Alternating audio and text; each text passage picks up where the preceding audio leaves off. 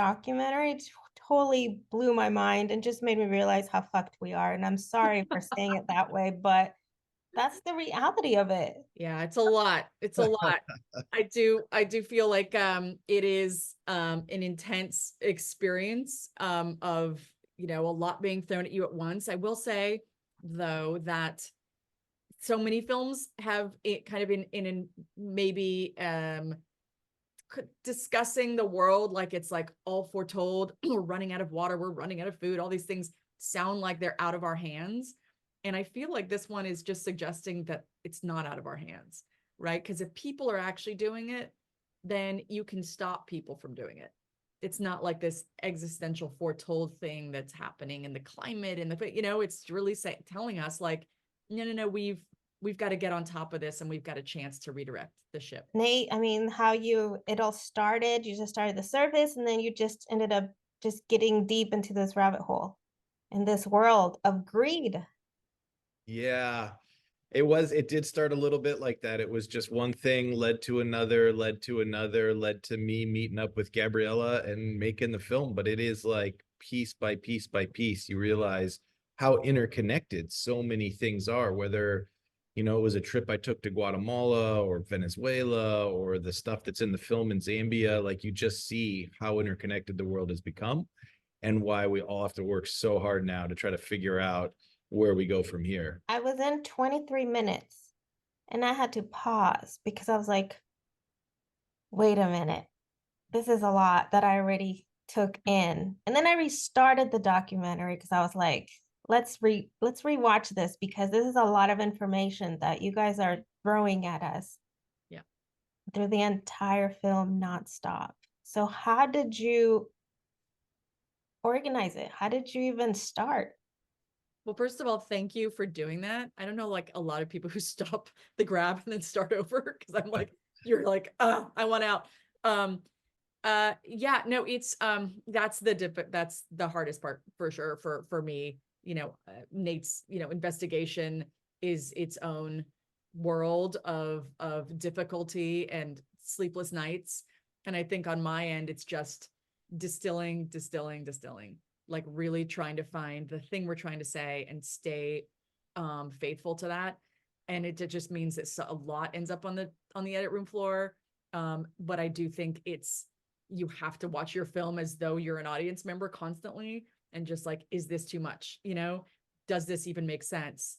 And so a lot of it, I would sort of say, Nate, can we make sense of this? Can we have you say these things to be able to distill this for someone like me who didn't completely understand, or an audience member who just has no idea what virtual water is or something, when the alfalfa gets taken from Arizona and, what does that mean? How does that look? And so then Nate would dive back in and just sort of like figure out how that looks. And then together, we would make what we felt was like a film that's explaining the world better. So, but it takes forever. We worked on it for over 6 years. Based on the credits, I was happy to see some good news, some light at the end of the tunnel. Can you talk a little bit about how the documentary evolved, Nate, from all your work? For sure. Yeah. So, I mean, like, look at Arizona, right? Like, when we first started working on that story, people were just coming in there and pumping as much water as they wanted. And just this year, the governor has canceled some of those leases that's stopping how much water is being pumped. I mean, this is crazy in America, but you have Democrats and Republicans coming together to work together to solve this, right? And that to me is such a light at the end of the tunnel and such a dysfunctional, kind of political landscape where people recognize this is such a serious issue. They're actually working together. The attorney general now is investigating it and appears like she's ready to file a lawsuit against the damages being done to people. And that's just Arizona. Look at like Zambia, where Brig is just this like incredible hero, right? Now, Brig has taken those cases all the way to the Supreme Court, and the people whose land was taken from them are not only going to get the land back, but they're going to be paid, right? And so and from that standpoint, Brig wants to take this film and show it at every law school across the world because he wants people to see it's not hopeless to go into a world as a lawyer where you're just trying to help people. Like, you literally can save people's lives and make sure that their land stays in their family for as long as they want it to, right? Like, that's so powerful. And so being able to give the film to Brig so that Brig can take it out and show it to like would-be lawyers so that they could see what they could do with their profession. Like, to me, that's one of the most heartwarming thing that's come of this. And so Brig is out, you know, he's taking it around, he's talking to people, he's actually in New York right now. You know, like, that stuff to me is all wins. And you can't get to the wins if people don't know what the problem is. You can't solve something until you know what it is. And so it's always like a little bit of that shitty gut feeling, you know, when you learn about something new that sucks, but then you get to the good work, which is the action of fixing the thing. Yes, and those are the actual real superheroes, right? Brig is Brig, in my 25-year career as a journalist, Brig is as close as I've ever come to seeing like a real, like, hand to heart superhero. It's really sad and really scary how greed is willing to take or push these people away to the point of not minding violence. Yeah, Exactly. those aren't yeah, I wouldn't make the same decisions those people are making. How do they sleep at night? It's just, it's crazy. Yeah. It is.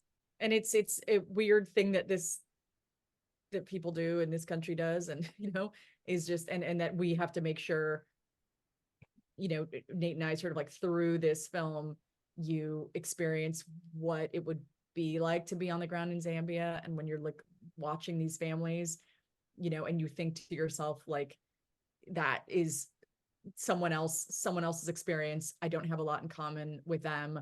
Then you're missing the point, you know. And part of the onus of trying to put this stuff and make it visual is to make sure that while you're watching it, I don't know that there's a mom out there, you know, or a father out there who can watch this and just not be moved by the idea that your children and your relatives are freezing to death, you know, from these uprootings and these moves.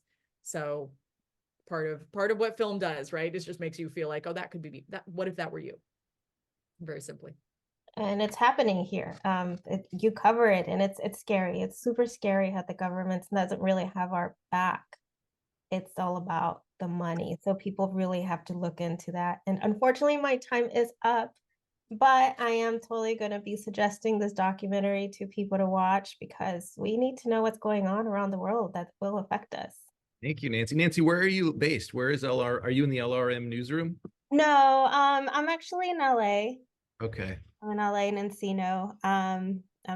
My regular job, but my passion is journalism. So that's why Hi. I am. Well, thank you so much for taking the time and doing this with us.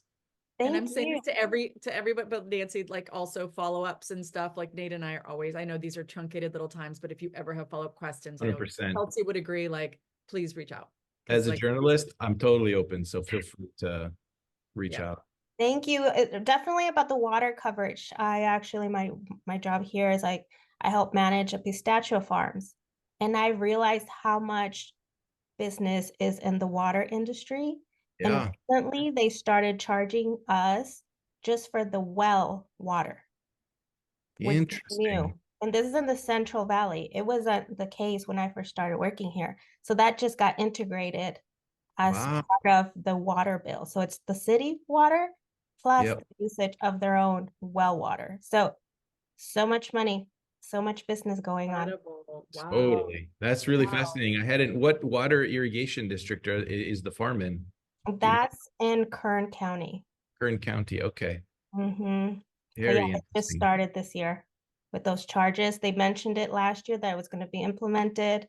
Must be part of Sigma thing rolled out. Be interested. Anyway, sorry, I could ask you now 100,000 questions, but I won't because I know you've got to do stuff. But I'm opening that just to let you know what's going on. That's also here in California. No, that I love hearing that. So feel free to reach out anytime. All right. Thank you. Will do. Thank you so much. Thanks. And congratulations with your film. Thank you. Bye.